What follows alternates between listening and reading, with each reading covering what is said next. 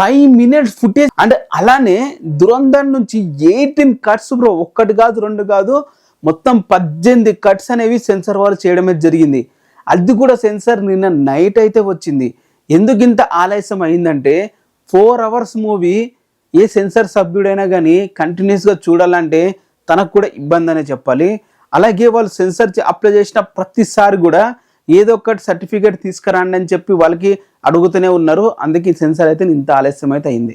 For example వాళ్ళు ఇచ్చిన సర్టిఫికేట్లో మనం చూసుకుంటే వన్ ఆఫ్ ద సీన్లో వచ్చేసి మోడీ గారి రిఫరెన్స్ అనేది ఉందంట మూవీలో.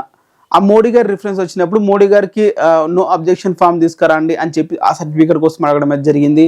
అలాగే కొన్ని సీన్స్ రిఫరెన్స్ చేస్తున్నాయి డిమానిటైజేషన్కి సంబంధించింది, దానికి సంబంధించిన సర్టిఫికేట్ తీసుకురండి.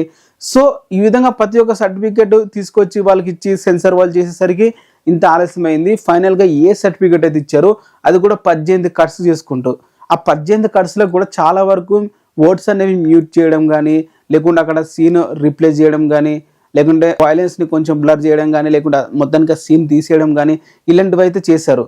సో టోటల్గా 18 కట్స్ అయితే చేశారు. 18 కట్స్ యూజువల్గా అందరు అన్నట్లు 5 minutes అయితే కాదు, దాదాపు 1 minute 30 seconds అనేది అయితే కట్ అయితే చేయడం అయితే జరిగింది.